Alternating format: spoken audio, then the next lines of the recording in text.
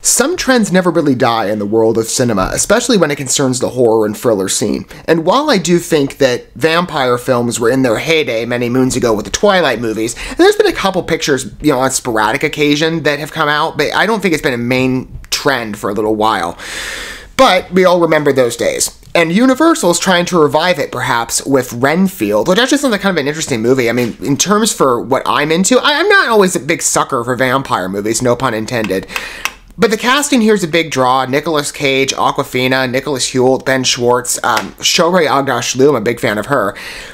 It's a good, well-rounded cast. I'm wondering as well if this is going to dip more into the comedic direction, given the synopsis, which is pretty bare bones, at least it's presented by IMDb, but this is centered around the henchman in a lunatic asylum of Dracula, the henchman of Dracula. That could be quite interesting. I mean, I don't know.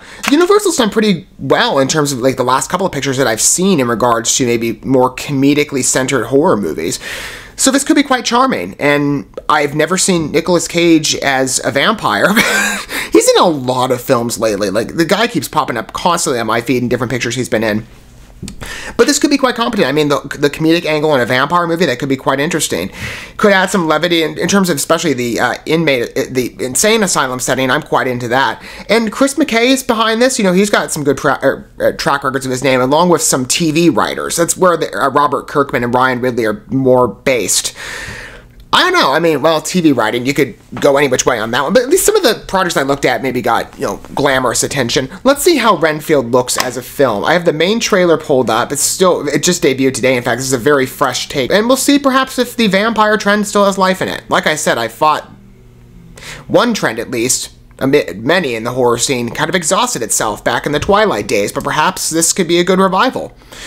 Let's take a look. I'm sure, perhaps coming off of this picture, there'll probably be many more vampire movies that start releasing themselves, if this movie does well. Let's take a look at it. Sorry to interrupt. Are you okay? I need to get out of a toxic relationship. That's funny. Yeah. See? Got some charm. Okay. Start by telling us what brought you here. My boss, he's different. You can't get him out of your head. No. I need your assistance. I'm coming, Master! Oh, you feel like he could destroy you with the snap of his fingers. Wouldn't even need to snap. Okay. That sounds familiar. Yeah, what?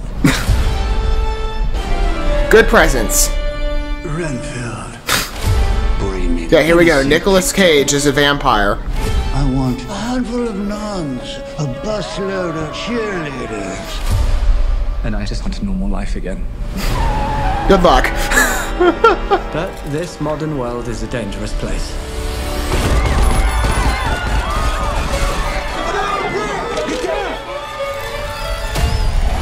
I like the marketing here. The atmosphere to this ad in particular is quite good. Thank you. You saved my life. Did I watch you cut a guy with a decorative serving platter? It's all in the wrist.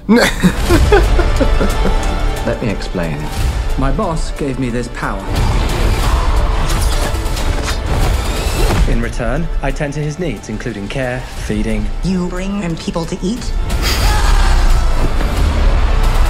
You're like the guy that gets the villain's Postmates. But you gotta stop focusing on his That's good writing. I like that.